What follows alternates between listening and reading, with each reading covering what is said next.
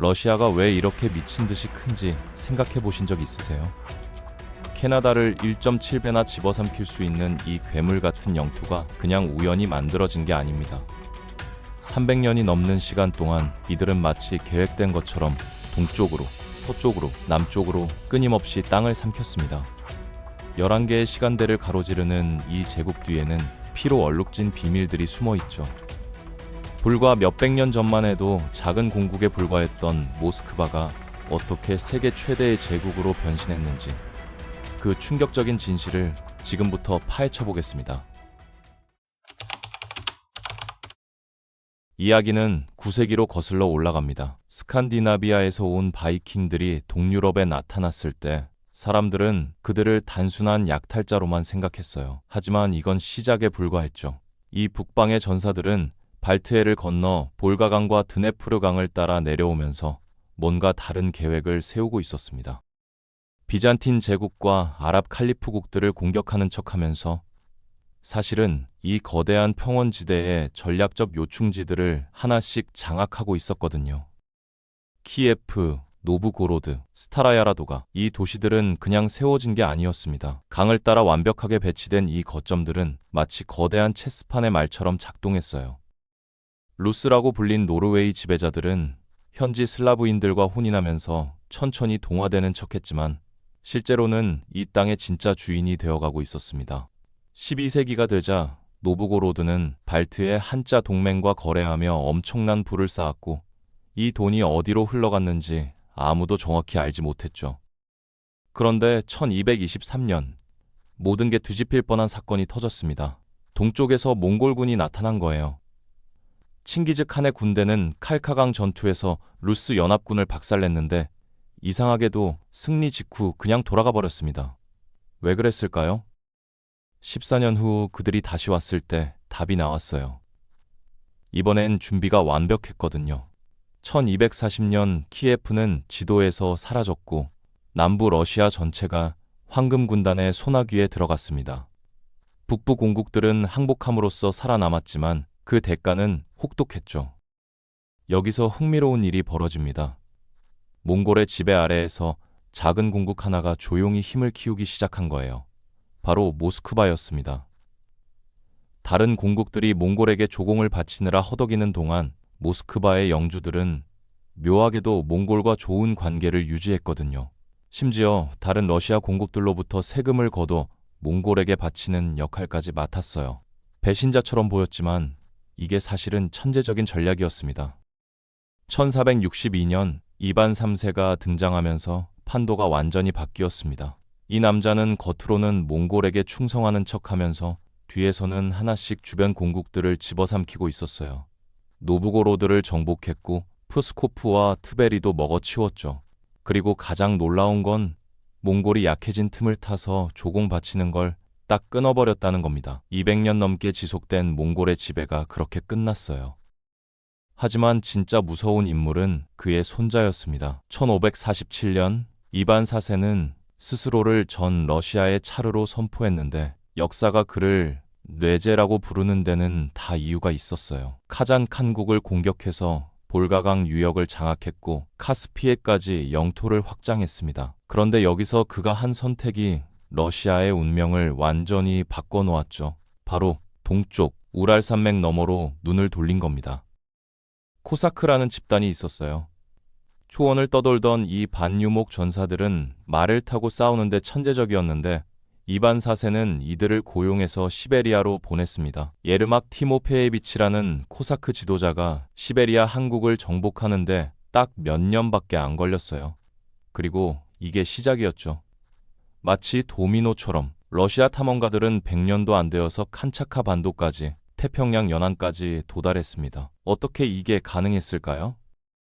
17세기에서 18세기 시베리아 전역에 작은 식민지들이 하나둘 생겨나기 시작했습니다. 그리고 러시아는 더 미친 계획을 세웠어요. 태평양 너머 땅까지 탐험하기 시작한 겁니다. 1733년 덴마크 출신 선장 비투스 베링이 러시아 해군에 고용되어 미지의 바다를 탐험하라는 명령을 받았죠. 1741년 그는 알래스카를 발견했습니다. 베링은 그 과정에서 목숨을 잃었지만 러시아는 북아메리카에 발을 들여놓게 됐어요. 모피 상인들과 모험가들이 몰려들었고 알래스카는 공식적으로 러시아 땅이 되었습니다. 하지만 러시아의 진짜 목표는 다른 곳에 있었습니다. 17세기 내내 그들이 원한 건 단 하나, 서쪽으로의 확장이었어요. 유럽과 더 가까워지고 무엇보다 발트해에 앉는 항구를 확보하는 것. 당시 핀란드와 발트 지역 대부분을 스웨덴이 차지하고 있었는데 러시아는 북극권 안쪽 아르한겔스크 항구에만 의존해야 했거든요. 겨울이면 꽁꽁 얼어버리는 이 항구로는 유럽과 제대로 된 무역이 불가능했죠. 1700년 대북방 전쟁이 시작됐습니다. 표트르 1세, 우리가 아는 표트르 대제가 스웨덴을 상대로 전쟁을 선포한 거예요. 21년 동안 이어진 이 전쟁에서 러시아가 승리하면서 핀란드만 일대의 땅을 손에 넣었고 에스토니아와 라트비아까지 차지했습니다. 그리고 표트르는 발트해 해안에 새로운 수도를 건설하기 시작했어요. 자기 이름을 딴 상트페테르부르크였죠. 이 남자의 자아 도취는 여기서 끝이 아니었습니다. 표트르 대제는 1697년에서 1698년까지 서유럽을 돌아다니며 과학과 기술을 배웠어요. 돌아와서는 본 것들을 그대로 러시아에 적용하기 시작했죠. 낙후되고 가난했던 러시아를 유럽의 강대국으로 바꿔놓았습니다. 1725년 그가 죽을 때쯤 러시아는 이미 국제 무대의 주요 플레이어가 되어 있었어요. 18세기 후반 예카테리나 2세가 등장하면서 확장은 더욱 가속화됐습니다. 예카테리나 대제로 불린 이 여자는 1762년에서 1796년까지 통치하면서 남쪽 흑해 방향으로 러시아의 힘을 뻗치기로 결심했어요. 1768년 오스만 제국의 전쟁을 선포했고 1774년까지 아조프와 케르치를 빼앗았죠. 그 이후로도 계속해서 남쪽 국경을 조금씩 확장했는데 카프카스, 발칸 북동부, 크림 반도까지 집어삼켰습니다. 그런데 예카테리나 시대에 얻은 영토 중 가장 충격적인 건 따로 있었습니다. 바로 폴란드 분할이었어요. 18세기 폴란드 리투아니아 연방은 급격히 쇠퇴하고 있었는데 1770년대가 되자 이웃한 새 강대국이 눈독을 들이기 시작했죠. 러시아, 프로이센, 오스트리아. 이 세 나라는 1772년, 1793년, 1795년 세 차례에 걸쳐 폴란드를 나눠 먹었습니다. 러시아는 우크라이나 대부분, 벨라루스와 리투아니아 전체, 폴란드 동부 일부를 손에 넣었어요. 이것만으로도 유럽 대륙에서 가장 무시무시한 국가가 되기에 충분했죠. 1812년 나폴레옹이 러시아를 침공했을 때 세계는 러시아가 무너질 거라고 생각했습니다. 하지만 결과는 정반대였어요. 프랑스군은 러시아의 광활한 영토와 혹독한 겨울 앞에서 그냥 녹아내렸습니다. 나폴레옹 전쟁이 1815년 끝날 때쯤 러시아는 폴란드 일부와 핀란드까지 추가로 얻었어요. 알렉산드르 1세는 핀란드를 러시아와는 별도로 방독립적으로 통치했는데 이것도 일종의 전략이었죠. 19세기 초반 러시아는 계속해서 남쪽과 동쪽에서 전쟁을 벌였습니다. 흑해 주변에서 터키와 싸웠고 카프카스에서는 페르시아와 원조민 부족들을 상대했어요. 그리고 극동에서는 1861년 중국으로부터 영토를 빼앗아 블라디보스토크를 건설했습니다. 태평양 연안에서 유일하게 겨울에도 얼지 않는 항구였죠. 그런데 1867년 갑자기 이상한 일이 벌어졌습니다. 러시아가 알래스카를 미국에 팔아버린 거예요. 720만 달러, 지금 돈으로 1억 5천만 달러 정도에. 왜 그랬을까요? 공식적으로는 알래스카 유지 비용이 너무 많이 들어서라고 했지만 진짜 이유는 중앙아시아였습니다. 러시아는 그쪽으로 방향을 틀기로 결정한 거예요. 여기서 영국과의 충돌이 시작됐습니다. 그레이트 게임이라고 불린 이 거대한 외교적, 군사적 경쟁에서 영국은 러시아가 인도와 파키스탄의 영국령을 위협한다고 판단했거든요. 두 나라는 아프가니스탄과 페르시아, 두 완충 국가를 놓고 치열하게 다퉜습니다. 러시아의 계획은 번번이 좌절됐지만 그럼에도 불구하고 히박 한국과 부하라 토우국을 장악하는 데는 성공했어요. 지금의 카자흐스탄, 우즈베키스탄, 타지키스탄, 투르크메니스탄, 키르기스스탄이 모두 러시아 것이 됐죠. 1877년에서 1878년 러시아는 또다시 터키와 전쟁을 벌였습니다. 발칸까지 진격했는데 콘스탄티노플에 너무 가까워지자 유럽 강대국들이 긴장하기 시작했어요. 러시아가 지중해로 진출하는 걸 막아야 한다는 거죠. 1878년 베를린 회의에서 유럽 열강들은 러시아의 발칸 야망을 차단했고 오스만 제국에서 독립한 불가리아, 루마니아, 세르비아가 러시아의 직접 통제를 받지 않도록 만들었습니다. 하지만 영토는 계속 늘어났어도 러시아는 여전히 뒤처진 나라였습니다. 경제는 형편없었고 서구 국가들과 비교하면 초라하기 짝이 없었어요.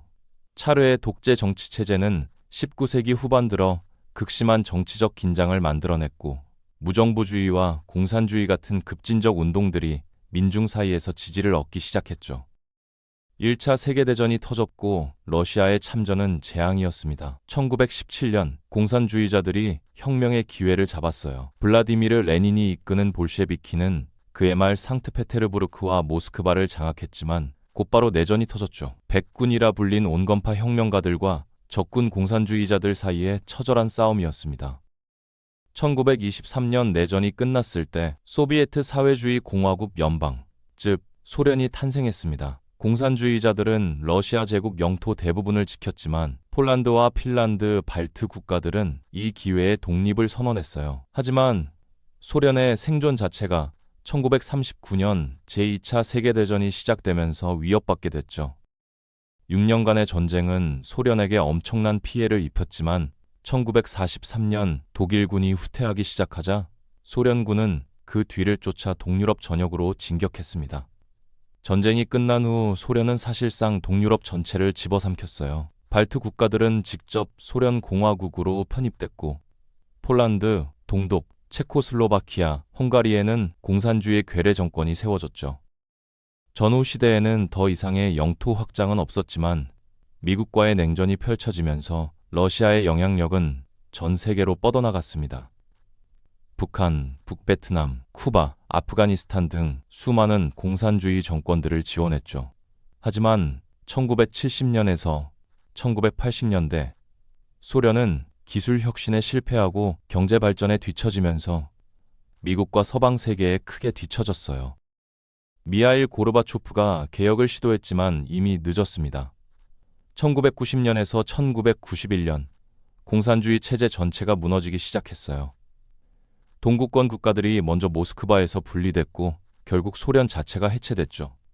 우크라이나, 벨라루스, 리투아니아, 라트비아, 에스토니아, 카자흐스탄, 우즈베키스탄, 투르크메니스탄, 타지키스탄, 키르기스스탄, 조지아, 아르메니아, 아제르바이잔, 몰도바가 독립했고 마지막으로 러시아 연방이 남았습니다. 9세기 바이킹들이 처음 강을 따라 내려왔을 때부터 시작된 이 광기 어린 확장의 역사는 그렇게 막을 내렸습니다.